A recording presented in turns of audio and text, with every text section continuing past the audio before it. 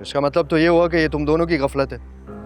इसलिए एक बार फिर पूछ रहा हूँ कि ठीक से याद करो उस रात क्या क्या हुआ था। साहब उस रात बुआ आई थी, अपने भतीजे के बारे में बात की और फिर चली गई। गुलाम कितने बजे निकला था इस हवेली से अपनी माँ के साथ? सर लगभग फजर का टाइम था क्योंकि अजानें हो रही थी। हाँ साहब, उन दोनों को बख्शू के साथ देखा था। मुझे लगता है इस बारे में बख्शू को सब कुछ पता होगा। गफूर, बख्शू के घर के लिए रवानगी करनी होगी। आज रात इस केस को अंजाम तक पहुंचाना है हमें। जी साहब।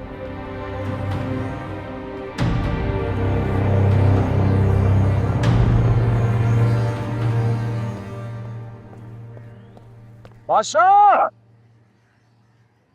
हिम्मत है तो सामने आओ। ऐसे बांध के रखा है मुझे। क्यों चीख रहा है यार? हाँ, तुझे कहा ना खामोश रह। तेरे चीखने का कोई फायदा नहीं है। बादशाह को बुला, मुझे उसके प्यादों से बात नहीं करनी। वो यहाँ पर नहीं आएंगे और तुम्हारे लिए बेहतर ये होगा कि तुम खामोश रहो, समझे? बादशाह को बुला।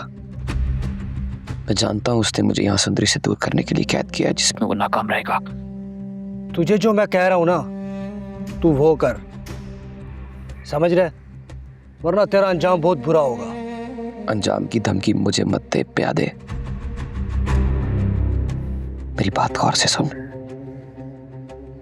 मैं खाना नहीं खाऊंगा। अगर मेरे लिए कुछ कर सकता है तो बादशाह को जाके मेरा पैगाम दे के मर्दों की तरह सामने आके मुकाबला करे और बात करे मुझसे। यहाँ पर तेरी नहीं चलेगी, समझा? तू खाना उठा ले यार, इसको मरने दे। उठा खाना, ले आ। बादशाह को बोल देना कि सामने आके बात करे गुलाम से। ये क्या बांध के रखा है?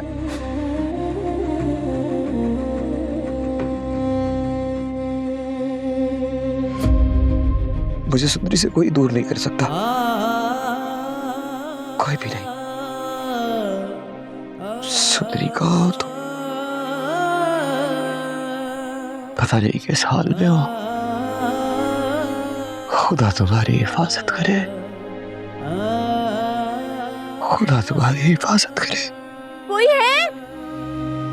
मुझे निकालो बाहर यहाँ से।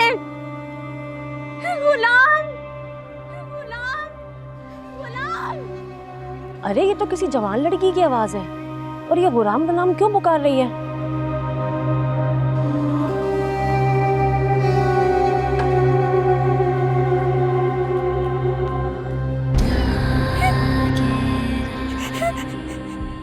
प्लीज जाने दो, प्लीज खोल दो, खोल दो।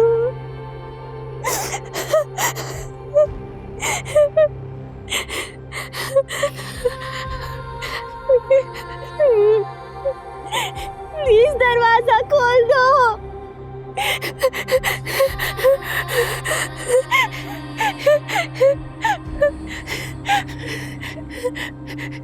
लाजो अम्मा,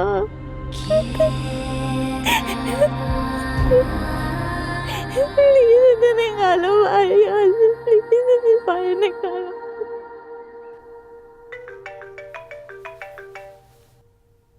हेलो, कैसी हो बेटा? मैं सुबह से तुम्हें फ़ोन करी, तुम फ़ोन ही नहीं उठा रही थी। हम लोग नाश्ता लेकर आ रहे थे ना तुम्हारे लिए। अम्मा, नाश्ता लाने की ज़रूरत नहीं है। यहाँ हालात बहुत ज़्यादा ख़राब हो गए। क्या मतलब हालात ख़राब हो गए? सब ठीक तो है ना बेटा? बताओ मुझे। अम्मा, सुंदरी हवेली से गायब है। कोई नहीं जानता कि वो कहाँ है। सबको लगता है कि शायद गुलाम के साथ भाग गई है।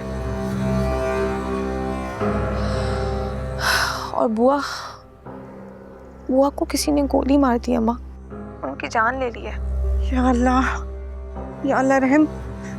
ये सब कैसे हुआ? बेटा तुम तो ठीक हो ना? मैं ठीक नहीं हूँ अम्मा। बादशाह ने मुझे तलाक देने का कह दी। मेरा क्या कसूर था अम्मा? मैंने क्या किया था?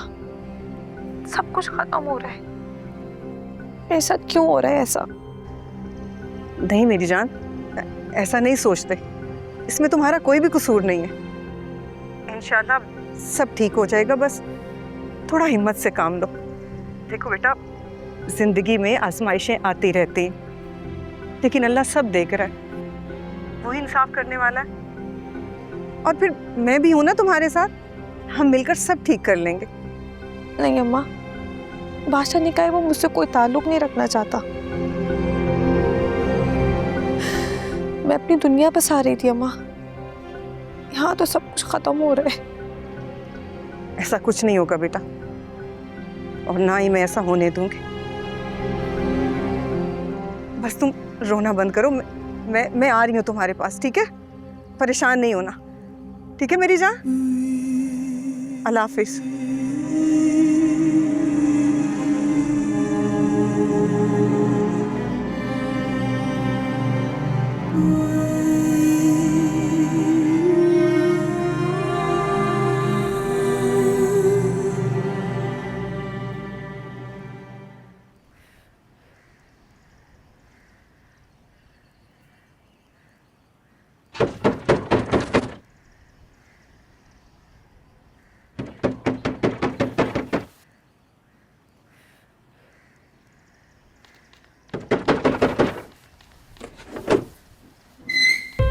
हाँ भाई बख्शू,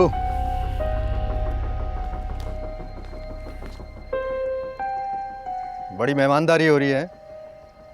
कहाँ छुपाया हुआ है? हमें भी मौका दो सरकारी मेहमान बनाने का। साहब यहाँ तो कोई नहीं है। देख बख्शू, सीधी तरह से बता दे कि गुलाम और हवेली वालों की लड़की कहाँ है, वरना अंजाम बहुत बुरा होगा तेरा। मुझे कुछ नहीं पता, मैं कुछ नहीं जानता।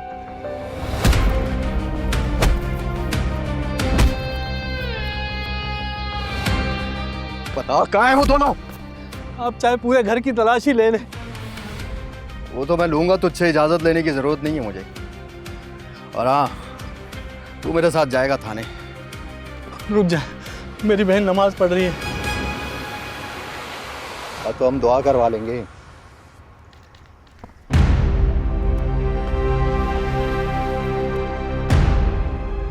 माँ, दुआ का वक्त खत्म हुआ और बादशाह सरकार की हाजिरी का वक्त शुरू। चलें, हवेली वाले आपके इंतजार में हैं।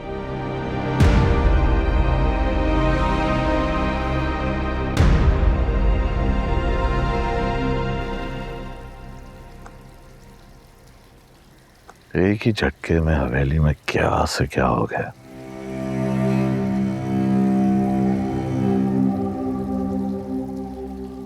सब लोगों की जिंदगियों में तूफान आ गया। ये सब कुछ आपकी बहन का किया हुआ है। सिर्फ अपनी अना की खातिर उसने सबकी जिंदगियों में जहर घोल दिया। पता नहीं गुलाम और सुंदरी कहाँ होंगे।